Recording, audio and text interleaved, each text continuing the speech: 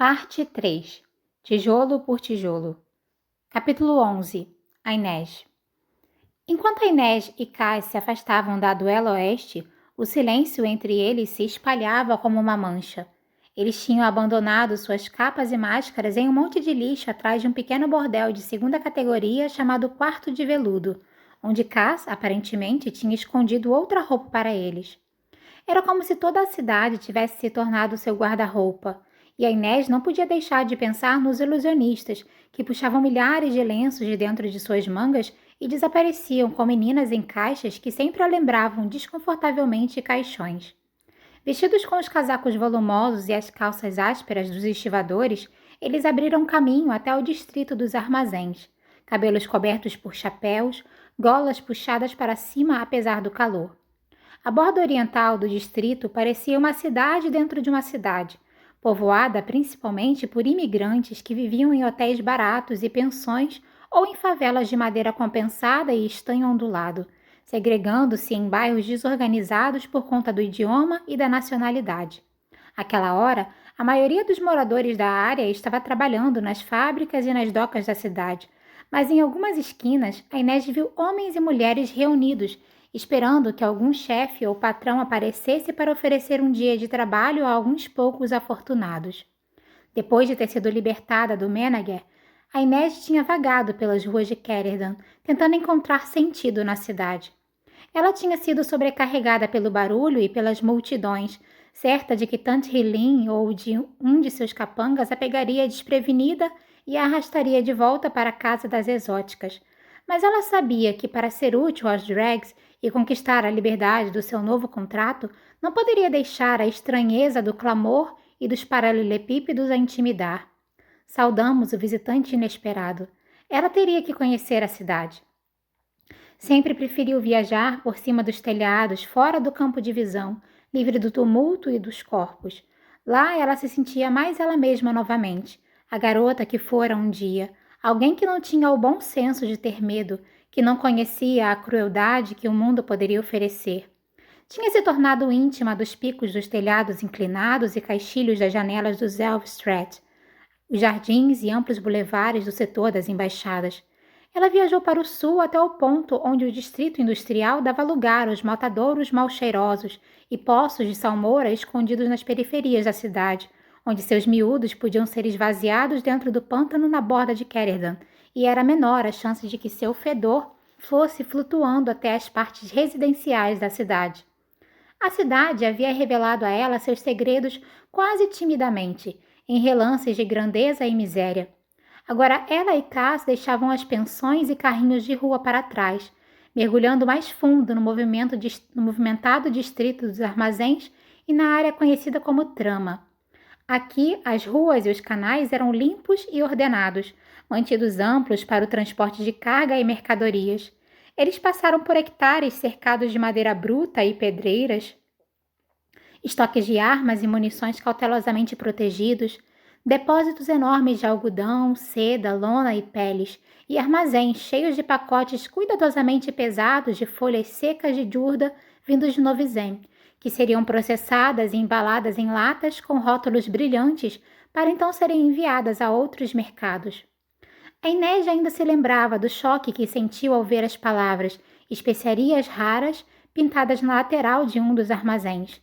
Era um anúncio, as palavras emolduradas pela pintura de duas meninas sulis, os castanhos braços e pernas nus, o bordado de suas vestimentas finas de seda, sugerido por pinceladas douradas.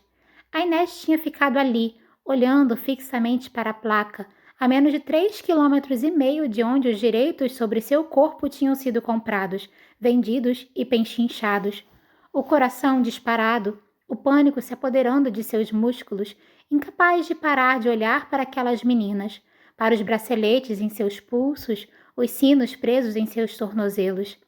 Depois de algum tempo, ela tentou se mover e, como se algum feitiço tivesse sido quebrado, correu mais rápido do que jamais tinha feito, de volta para a Ripa, correndo sobre os telhados, a cidade passando em relances cinza abaixo de seus pés indiferentes. Naquela noite, ela havia sonhado que as garotas pintadas ganhavam vida. Estavam aprisionadas na parede do armazém, gritando para serem libertadas, mas Inés era incapaz de ajudá-las. Especiarias raras. A placa continuava lá, desbotada pelo sol. Ela ainda tinha poder sobre ela, fazia seus músculos se contraírem, a respiração engasgar. Mas talvez, quando tivesse seu navio, quando tivesse derrubado o primeiro traficante de escravos, a pintura sairia dos tijolos. Os gritos dessas moças vestindo sedas de cor de menta se transformariam em risos. Elas não dançariam para ninguém mais, só para si mesmas. Mais adiante, a Inés podia ver uma coluna alta coberta pela mão de Gessing, lançando sua longa sombra sobre o coração da riqueza de Kerr. Ela imaginou os seus santos passando cordas em torno dela e derrubando no chão, ia derrubando no chão.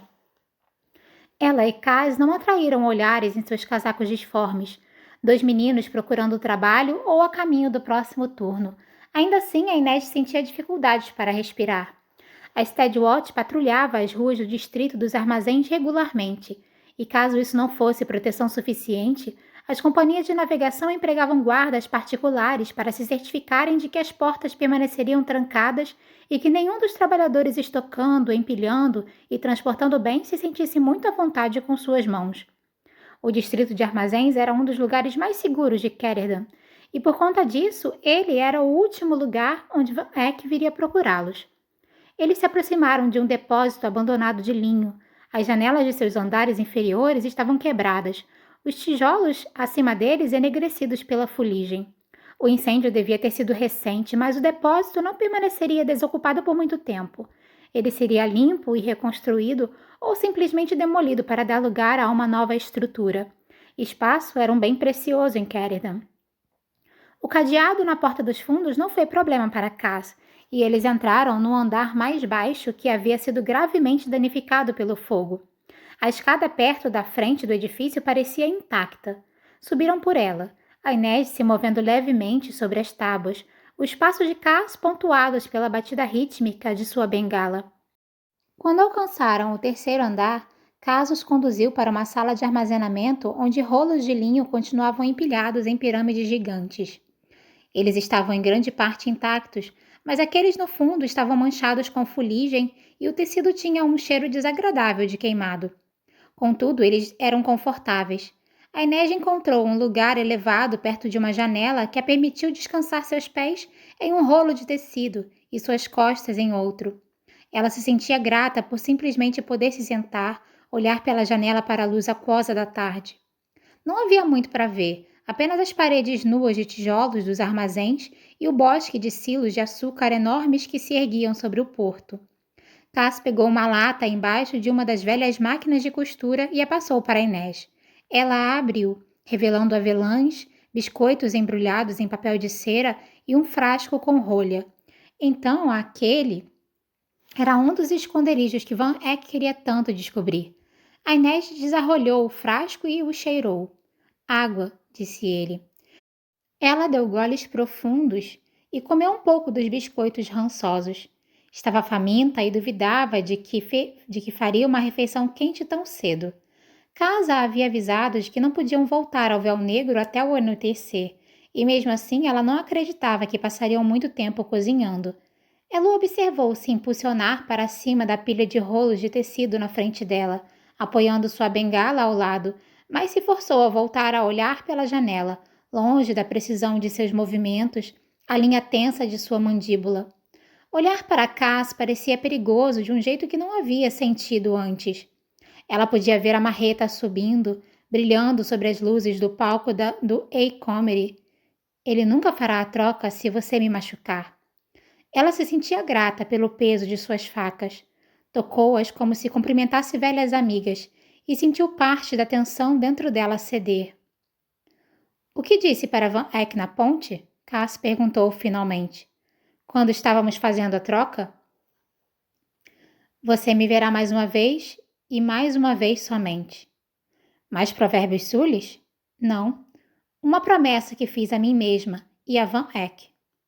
Cuidado, espectro. O jogo da vingança não cai bem em você. Não tenho certeza de que seus santos sulis aprovariam isso. Meus santos não gostam de ameaçadores. Ela esfregou a manga na janela suja. Essas explosões, disse ela. Os outros ficarão bem? Nenhum deles está posicionado perto de onde as bombas estouraram. Pelo menos não as bombas que vimos. Saberemos mais quando voltarmos para o véu negro. A Inês não gostou daquilo. E se alguém tivesse se machucado? E se nem todos conseguissem voltar para a ilha? Depois de dias de medo e espera, sentar-se quieta enquanto seus amigos podiam estar em perigo se mostrou um novo tipo de frustração. Ela percebeu que Cass a estava analisando e voltou o olhar para ele. A luz do sol atravessava as janelas, deixando seus olhos com cor de chá forte. Ele nunca fará a troca se você me machucar. Ela podia sentir a lembrança das palavras, como se elas tivessem queimado sua garganta quando as pronunciou. Cass não desviou os olhos quando perguntou: Ele te machucou? Ela cruzou os braços em volta dos joelhos. Por que quer saber? Para ter certeza de que continuo sendo capaz de enfrentar algum perigo novo? Para que possa me adicionar à lista de prejuízos pelos quais Van Eck deve ser responsabilizado? Cass havia sido claro sobre seu acordo com ela desde o começo. A Inês era um investimento, um ativo que valia a pena ser protegido. Ela quis acreditar que eles haviam se tornado mais do que isso um para o outro. Jean Van Eck tinha arrancado essa ilusão dela. A Inês estava inteira, ilesa. Não trazia nenhuma cicatriz ou trauma de sua aprovação no Comedy, que um pouco de comida e descanso não pudessem amenizar. No entanto, Van Eck havia tirado algo dela. Eu não terei mais utilidade para ele. As palavras arrancadas de algum lugar escondido dentro dela, uma verdade que ela não podia voltar a ignorar. Ela devia estar feliz por isso. Melhor verdades terríveis do que mentiras gentis. Ela passou os dedos no lugar onde a marreta tinha roçado sua perna. Viu os olhos de Cass rastrearem o movimento. Parou. Cruzou as mãos em seu colo, sacudiu a cabeça. Não, ele não me machucou. Cass se inclinou para trás, seu olhar a desarmando lentamente.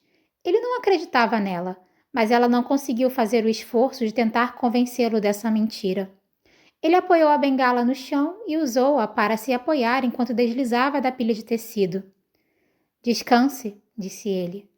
Onde você vai? Tenho negócios perto dos silos e quero ver o que consigo descobrir. Ele deixou a bengala apoiada em um dos rolos. Não vai levar? Suspeito demais, e especialmente se Van Eck estiver envolvido a Steadwatch. Descanse, ele repetiu. Estará segura aqui. A Inês fechou os olhos. Podia confiar nele o bastante para isso. Quando Casa acordou, o sol estava se pondo dourando a torre de Gessing ao longe. Eles deixaram o depósito, trancando-o depois de saírem, e se juntaram aos trabalhadores caminhando de volta para casa. Continuaram a seguir para o sul e para o leste, evitando as partes mais movimentadas do Barrow, onde sem dúvida alguma a Steadwatch estaria rondando. E seguiram em direção a uma área mais residencial. Em um canal estreito, subiram em um pequeno barco, o qual navegaram descendo o Grave Canal, e entraram na neblina que cercava a ilha do Véu Negro. A Inês sentiu a ansiedade aumentar enquanto seguiam entre os mausoléus em direção ao centro da ilha. Que eles estejam bem, ela rezou. Que todos eles estejam bem.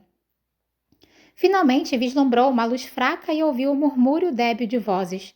Ela começou a correr sem se preocupar quando seu chapéu deslizou de sua cabeça para o chão coberto de vinhas. Ela abriu a porta da tumba com tudo. As 5 pessoas do lado de dentro se levantaram, armas e punhos preparados, e a Inês derrapou ao parar de repente. Nina gritou, a Inês! Ela voou pelo quarto e esmagou a Inês em um abraço apertado.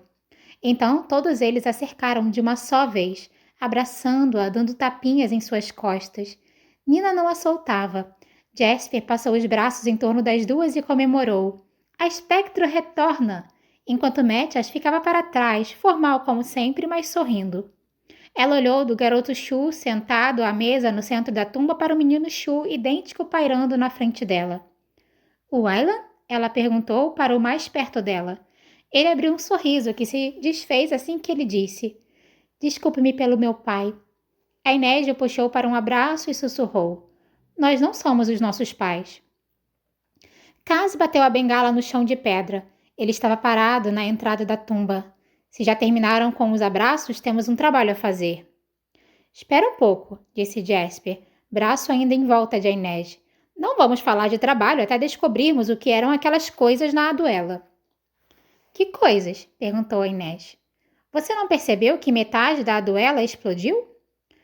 Vimos a bomba que explodiu no Rosa Branca, disse Inês, e depois ouvimos outra explosão. Foi na Bigorna, disse Nina. Depois disso, disse Inês, nós fugimos. Jasper assentiu com ar de sábio. Esse foi o seu grande erro. Se tivesse ficado pela área, poderia ter sido quase morta por um garoto Chu com asas. Um par, disse Wylan. A Inês franziu a testa. Um par de asas? Um par de garotos, disse Jasper. Com asas? A Inês quis mais detalhes. Tipo um pássaro? Nina a arrastou para a mesa bagunçada, onde o mapa de Kerridan tinha sido esticado. Não, mas como uma mariposa mecânica e mortal. Está com fome? Temos biscoitos de chocolate. Ah, claro, disse Jasper. Ela ganha o tesouro de biscoitos. Nina colocou a Inês em uma cadeira e desceu a lata na frente dela, fazendo um som estridente. Coma, ela mandou. Há 2 Chu com asas e um homem e uma mulher que não são normais. O poder de Nina não surtiu efeito neles, disse Wylan. Nina preferiu não comentar, mordiscando delicadamente a ponta de um biscoito. A Inês nunca tinha visto Nina mordiscar nada delicadamente. Seu apetite claramente não havia voltado, mas a Inês se perguntou se havia algo além disso. Mattias se juntou a elas na mesa. A mulher Chu que enfrentamos era mais forte do que eu, Jasper e Wylan juntos. Você ouviu direito? Disse Jasper. Mais forte que o Wylan. Eu fiz minha parte, Wylan contestou. Definitivamente fez, mercantizinho. O que era aquela coisa violeta? Algo novo no qual venho trabalhando. Se baseia em uma invenção ravicana chamada Lumia. As chamas são quase impossíveis de apagar, mas eu modifiquei a fórmula para que ela queime bem mais quente. Tivemos sorte de você estar conosco, disse Mattias com uma mesura sutil, que deixou Wylan parecendo satisfeito e totalmente desorientado. As criaturas eram praticamente invulneráveis a balas. Praticamente, disse Nina com um sorriso. Eles tinham redes, estavam lá para caçar e capturar grichas. Taz apoiou os ombros na parede. Eles estavam usando a parém? Ela sacudiu a cabeça. Não acho que fossem grichas. Eles não demonstraram ter nenhum poder e não estavam curando suas feridas. Parecia que eles tinham algum tipo de blindagem metálica sob a pele. Ela falou rapidamente com Quay Enshu. Quay murmurou. Kergood. Todos olharam para ele sem entender nada. Ele suspirou e disse. Quando meu pai criou a Parém, o governo a testou em fabricadores. Jasper inclinou a cabeça para o lado. Só eu acho que seu cast está melhorando? Meu cast é bom. Vocês falam rápido demais. Tá bom, Jasper falou bem devagar. Por que seus queridos amigos Chu testaram a Parém em fabricadores? Ele estava esparramado na cadeira com as mãos repousando sobre os revólveres, mas a Inês não acreditou na sua pose relaxada. Eles têm mais fabricadores em cativeiro, disse Quay. São os mais fáceis de capturar, Mattias explicou, ignorando o olhar azedo de Nina. Até recentemente eles recebiam pouco treinamento de combate, e sem aparência os poderes não eram suficientemente adequados à batalha. Nossos líderes queriam conduzir mais experimentos, Quay prosseguiu, mas eles não sabiam quantos grixas poderiam encontrar. Quem sabe se não tivessem matado tantos? Nina sugeriu. Quay assentiu, sem notar ou ignorando o sarcasmo na voz de Nina.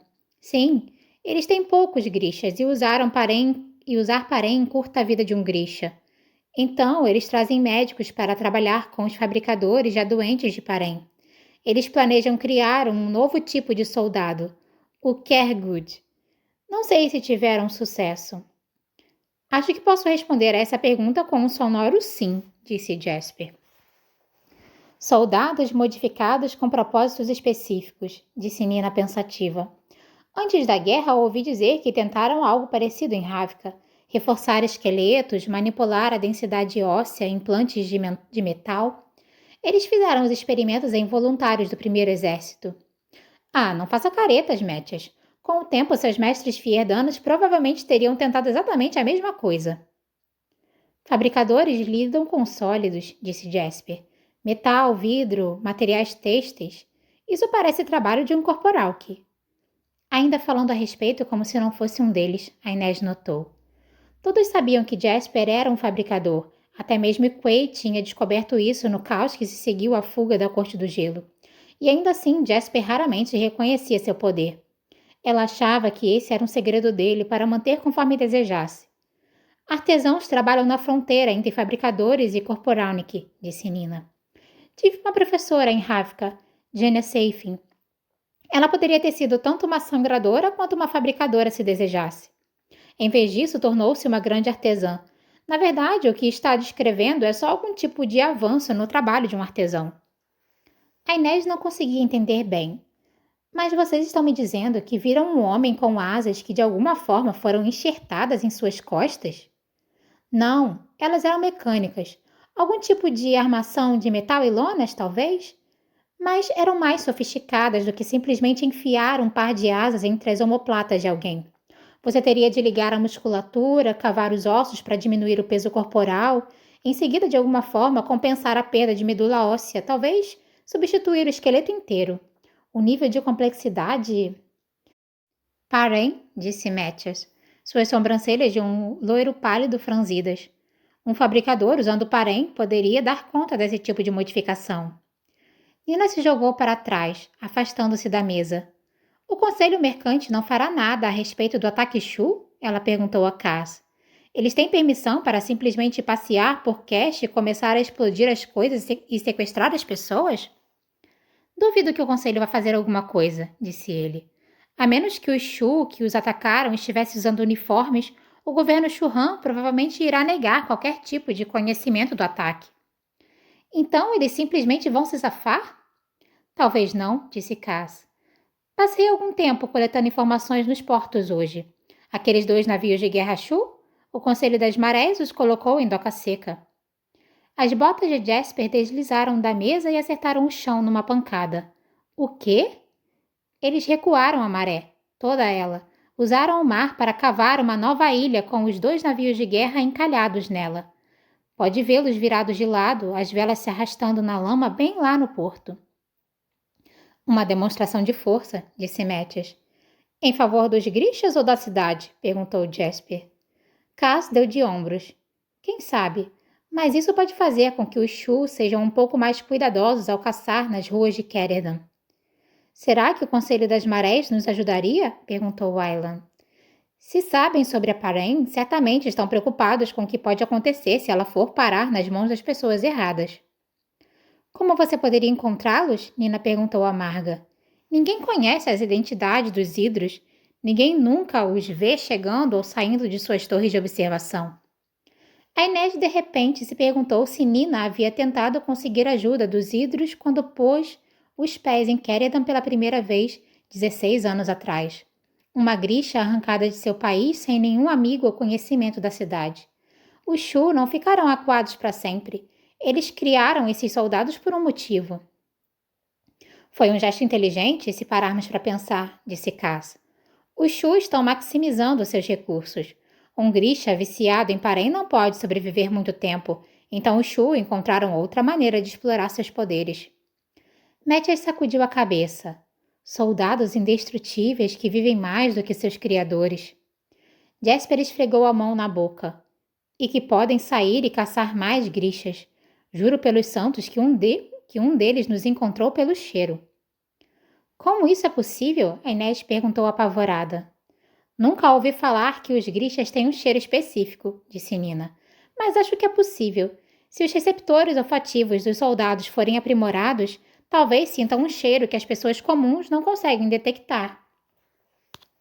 Não acho que esse foi o primeiro ataque, disse Jasper. Alan, você se lembra de como aquela Eros estava apavorada na sala de livros raros? E daquele navio mercante que Rory nos contou? Cass assentiu. Foi completamente destruído. Um grupo de marinheiros foi encontrado morto. Na época, eles pensaram que o Aeros da tripulação podia ter se tornado um fora da lei, rompido seu contrato de servidão. Mas talvez ele tenha desaparecido, talvez tenha sido capturado. Ele era um dos antigos Grishas do conselheiro Royd. Emil Hetvenko, disse Nina. Ele mesmo. Você o conhecia? Ouvi falar sobre ele. A maioria dos Grishas em Keredan sabe da existência um dos outros. Compartilhamos informações, tentamos ficar de olho uns nos outros. Os Shu devem ter espiões aqui se sabiam onde procurar cada um de nós. Os outros Grishas... Nina se levantou. Em seguida, agarrou o encosto da cadeira como se o movimento repentino a tivesse deixado tonta.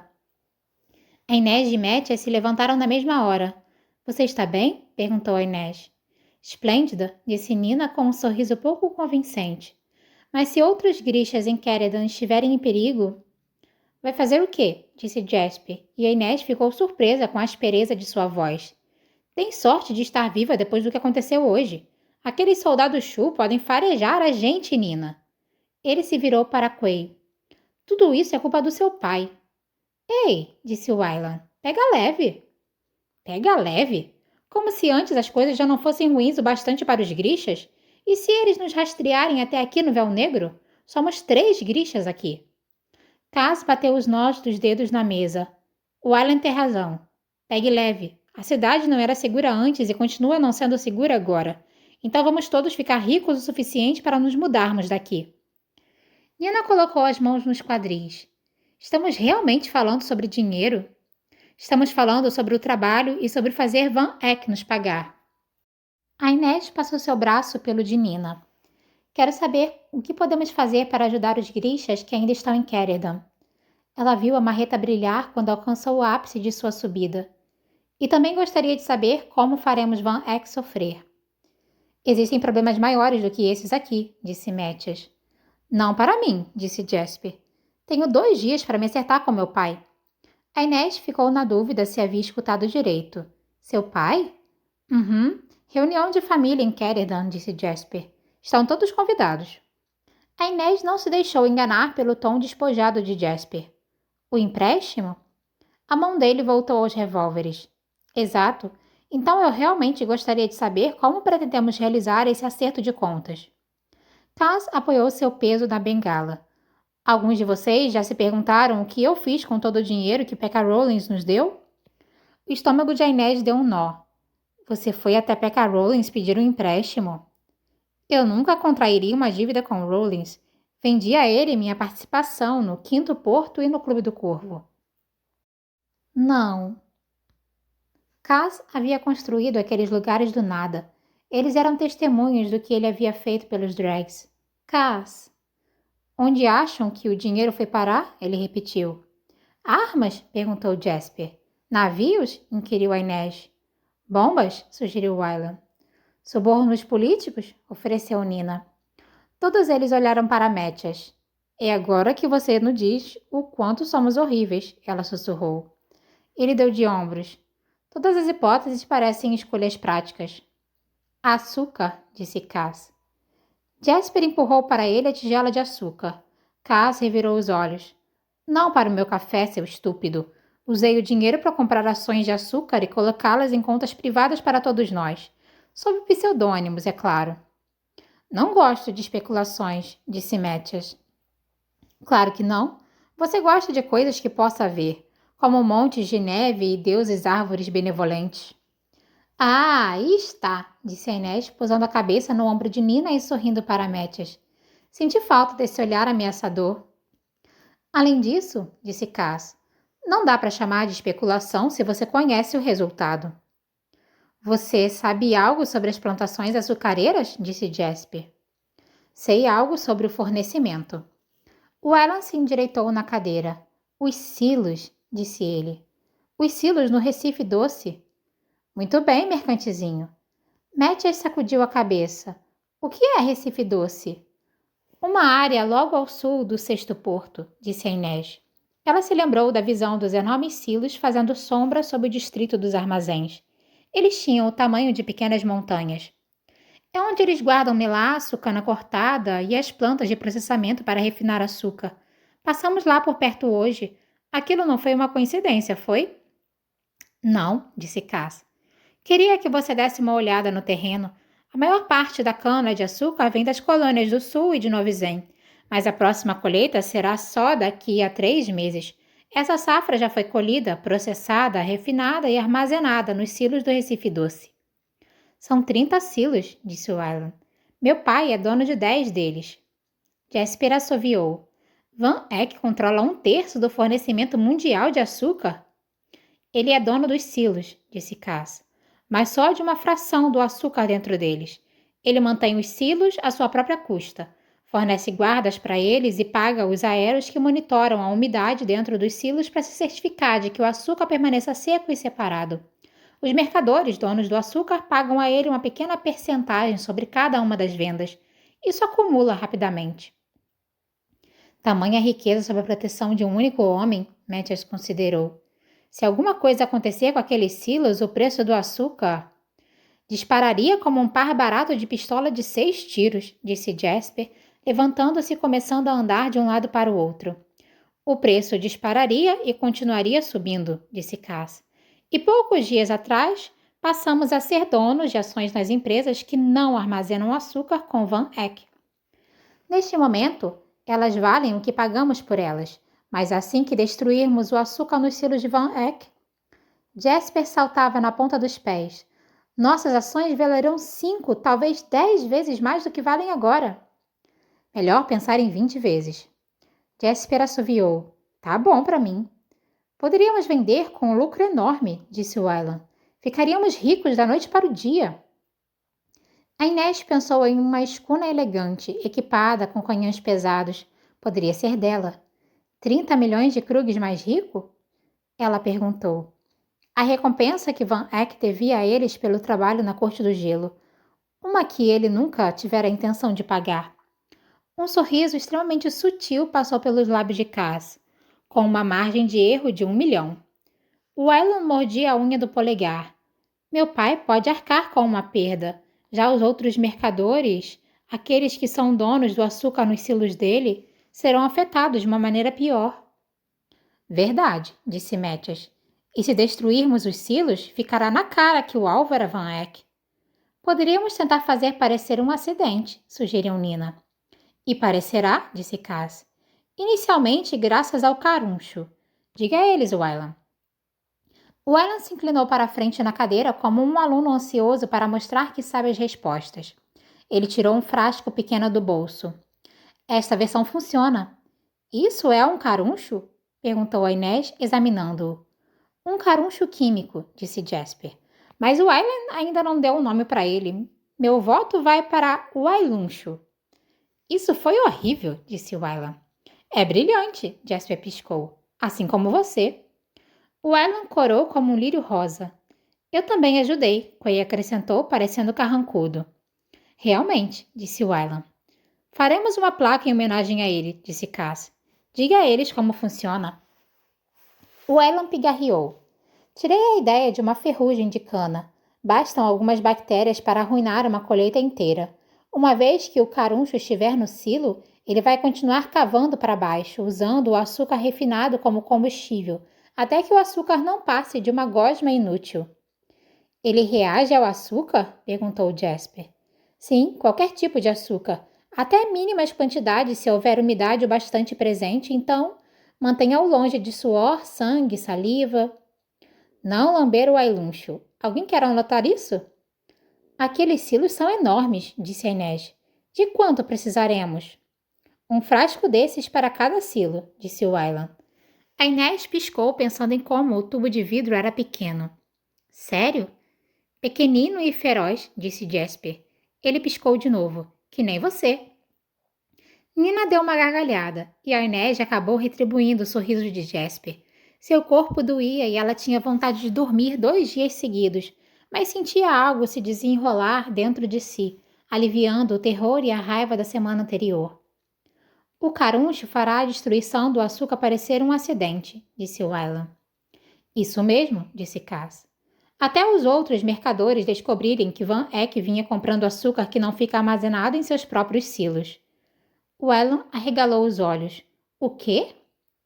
Usei metade do dinheiro em nossas ações. O resto usei para comprar ações em nome de Van Eck.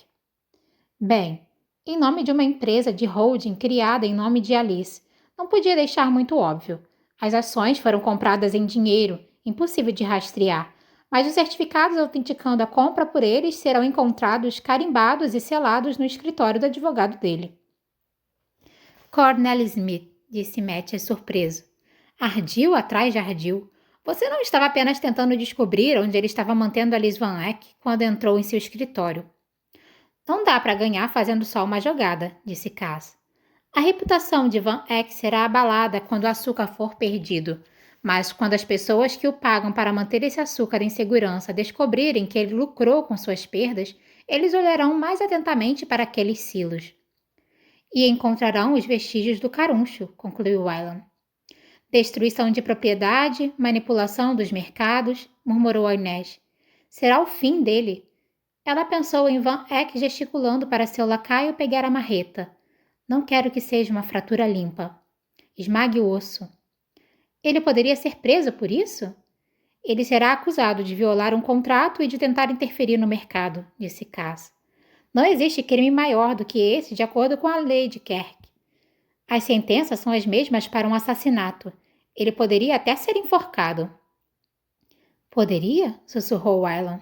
Usou seu dedo para riscar uma linha pelo mapa de Caledon, percorrendo todo o caminho do Recife Doce até o Barrow e depois até Geldstraat, onde seu pai morava. Jean Van Eck havia tentado matar Wylan. Ele havia tentado se livrar dele como se fosse um lixo. Mas a Inês se perguntou se Wylan estava pronto para condenar seu pai a uma execução. Duvido que ele seja enforcado, disse Cass. Meu palpite é que eles o prenderão com uma acusação menor. Ninguém no conselho mercante vai querer colocar um dos seus na forca. E se ele realmente irá ou não ver o interior de uma cela? Ele deu de ombros. Isso depende do talento do advogado dele. Mas ele será impedido de fazer comércio, disse Wylan, sua voz um pouco abalada. Suas empresas serão apreendidas para compensar a perda do açúcar. Será o fim do império de Van Eck, disse Cass. E quanto a Alice? Perguntou Wylan. Mais uma vez, Cass deu de ombros. Ninguém acreditará que aquela garota tinha algo a ver com o esquema financeiro. Alice pedirá o divórcio e provavelmente voltará a morar com os pais. Irá chorar por uma semana, cantar por mais 2 e depois irá superar tudo isso. Talvez acabe casando com um príncipe. Ou talvez com seu professor de música, disse a Inês, lembrando-se do pânico de Bajan quando soube do sequestro de Alice. Só tem um pequeno problema, disse Jasper. E por pequeno eu quero dizer, enorme, evidente, vamos esquecer isso tudo e ir pegar uma cerveja. Os silos. Sei que nossa especialidade é violar o inviolável, mas como é que a gente vai conseguir entrar neles? Cass pode arrombar as fechaduras, disse Wylan. Não, disse Cass, não posso. Não acho que jamais tenha escutado essas palavras saírem dos seus lábios antes, disse Nina. Diga-as de novo, bem devagar e em bom tom. Cass a ignorou. São trancas quádruplas, 4 chaves em 4 fechaduras que devem ser viradas ao mesmo tempo. Caso contrário, disparam as portas de segurança e um alarme. Posso abrir qualquer fechadura, mas não 4 de uma vez. Então, como vamos entrar? Jasper perguntou. Os silos também têm uma abertura no topo. Aqueles silos têm praticamente 20 andares de altura. A Inês vai ter de subir e descer 10 deles em uma única noite? Não, só um, disse Cass. E aí o quê? Disse Nina, mãos de volta aos quadris e olhos verdes brilhando. A Inês se lembrou dos silos enormes, o espaço entre eles. E então, disse a Inês, irei caminhar por uma corda lá no alto, indo de um silo para o outro. Nina jogou as mãos para o alto. E vai fazer tudo isso sem uma rede, imagino. Uma garfa nunca se apresenta com uma rede, disse a Inês indignada. E uma garfa se apresenta com frequência a uma altura de 20 andares acima de paralelepípedos após ter sido mantida prisioneira por uma semana? Haverá uma rede, disse Cass. Ela já está em um lugar atrás da casa de guarda, sob uma pilha de sacos de areia. O silêncio na tumba foi total e repentino. A Inês não conseguia acreditar no que estava ouvindo. Não preciso de uma rede. Cass consultou seu relógio. Não te perguntei. Temos 6 horas para dormir e nos recuperarmos.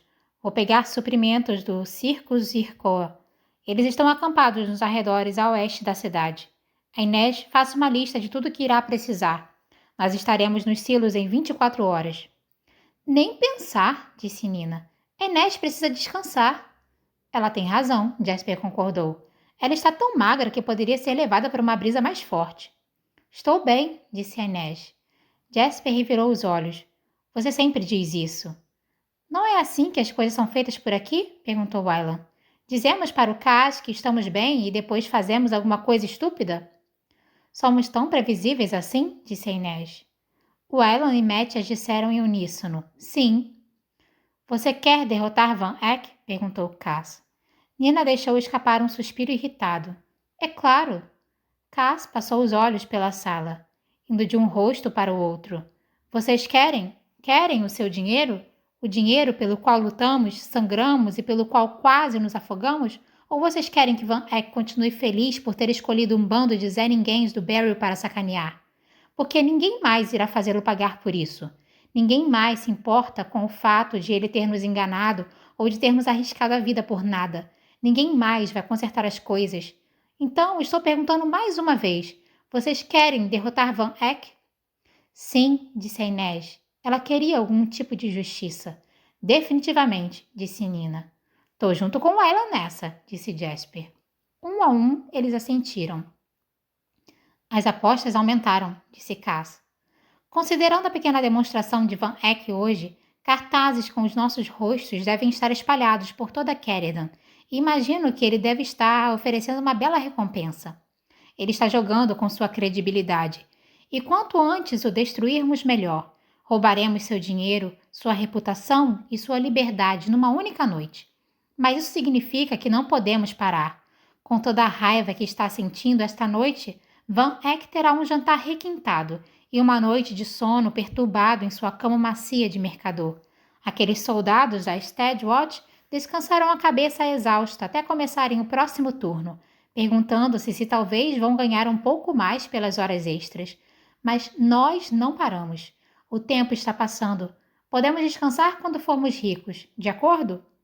Mais uma rodada de concordância. Nina, aguarda as que rondam o perímetro dos silos. Você será a distração. Uma rafcana aflita, nova na cidade, procurando trabalho no distrito dos armazéns. Precisa mantê-los ocupados por tempo suficiente para que possamos entrar e para que a Inês consiga escalar o primeiro silo. Depois, com uma condição, disse Nina, braços cruzados.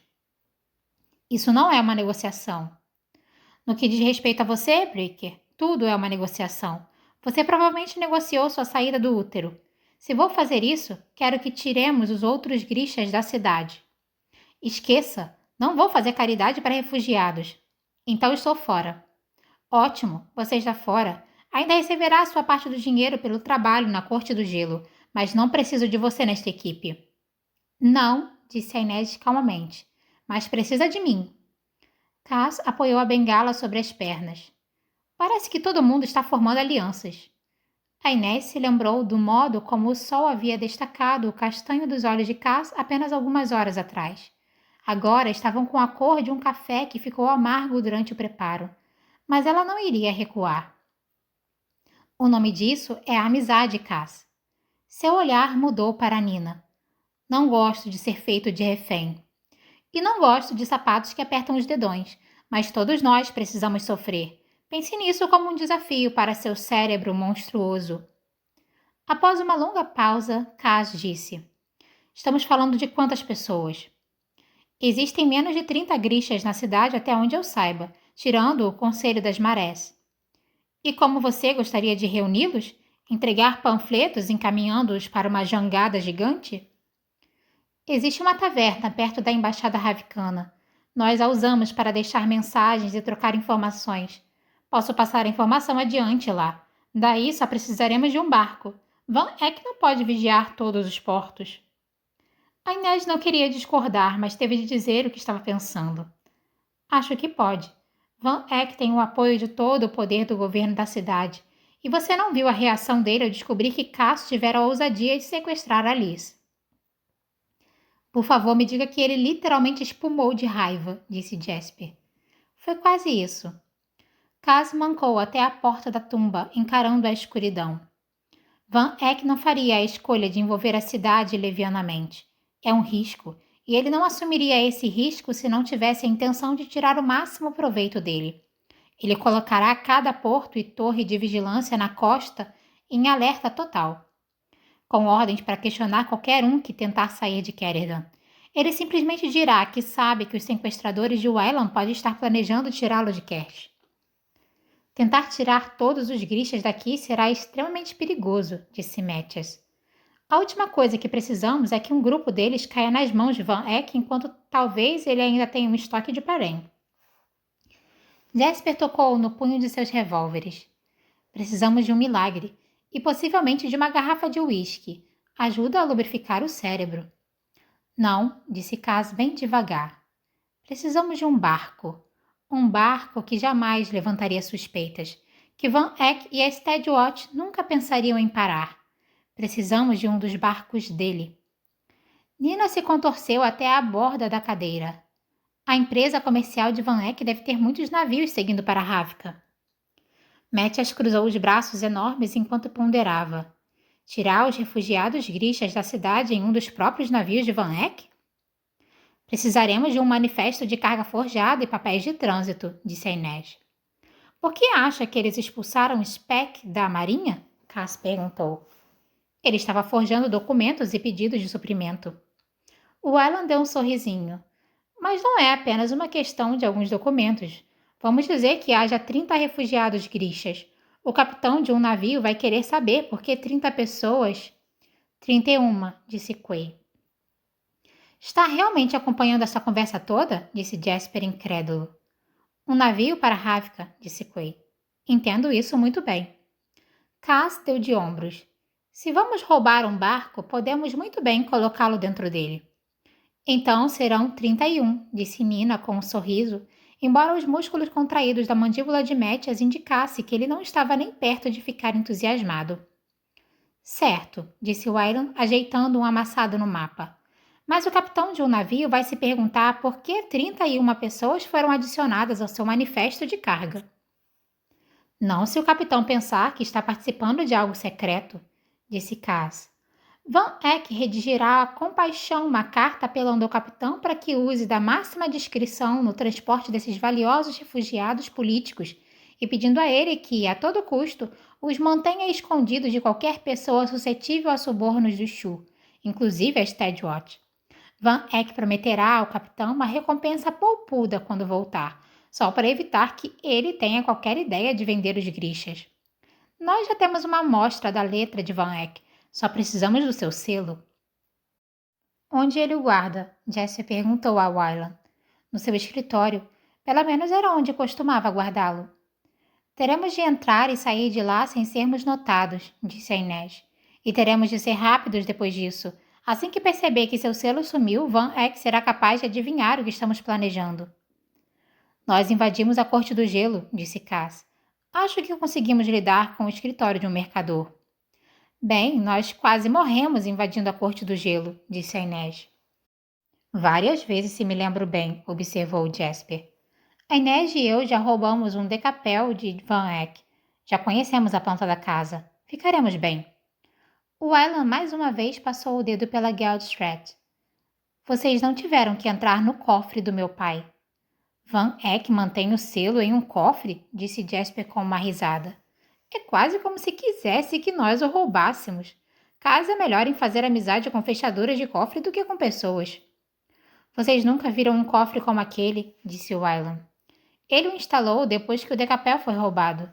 O cofre tem uma combinação de 7 números, os quais ele muda todo dia, e as trancas foram construídas com ferrolhos falsos para confundir os arrombadores de cofres.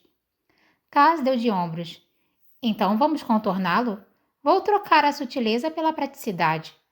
O Alan sacudiu a cabeça. As paredes do cofre são feitas de uma liga única reforçada com aço Grisha. Uma explosão? Jasper sugeriu. Cass ergueu uma sobrancelha. Acho que Van Eck notaria isso. Uma explosão bem pequena? Nina fungou. Você quer explodir alguma coisa. Na verdade, disse Wylan, inclinando a cabeça de lado como se ouvisse uma música distante.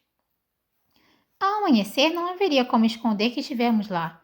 Mas se pudermos tirar os refugiados do porto antes do meu pai descobrir o roubo, não sei exatamente onde posso conseguir os materiais, mas talvez isso possa funcionar. A Inês, Jasper sussurrou. Ela se inclinou para a frente espiando Aylan. Isso é cara de quem está tramando algo? Possivelmente. O Aylan pareceu voltar à realidade. Não é, mas acho que realmente tenho uma ideia. Estamos esperando o mercantezinho, disse Cass. O caruncho basicamente é só uma versão mais estável do ácido áurico. Sim, disse Jasper. É claro, e isso quer dizer um corrosivo. Ele gera uma pequena quantidade de calor assim que começa a reagir, mas é incrivelmente potente e volátil. Pode cortar o aço grixa e praticamente tudo que não seja vidro de balsa. Vidro?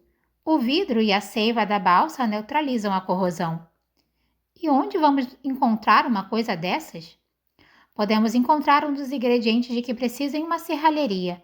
Eles usam material corrosivo para limpar a oxidação dos metais. O outro pode ser mais difícil de encontrar.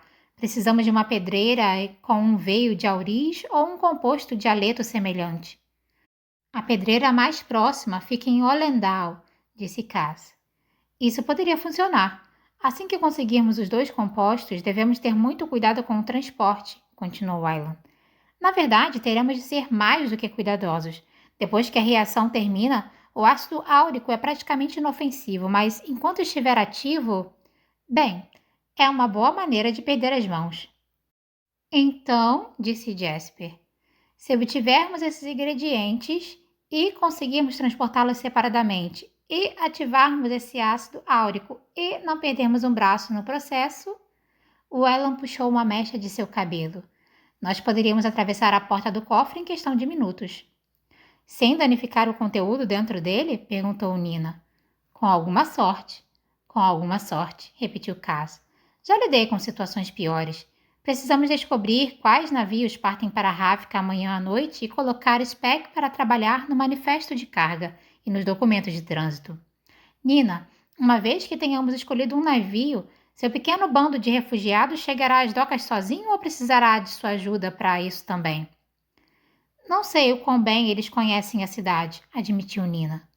Cass tamborilou sobre a cabeça da bengala. O Aylan e eu cuidaremos do cofre. Podemos enviar Jasper para escoltar os grixas e podemos mapear uma rota para que Mathias possa levar Quay para as docas. Mas isso deixa apenas Nina para distrair os guardas e trabalhar na rede para Inês nos silos. A rede precisa de pelo menos 3 pessoas nela para servir de alguma coisa. A Inês se alongou, girou os ombros gentilmente. Era bom estar entre aquelas pessoas novamente. Ela ficou longe apenas alguns dias, e eles estavam sentados em um mausoléu úmido, mas ainda assim parecia como estar de volta ao lar. Eu te disse, a Inês concluiu. Não trabalho com uma rede.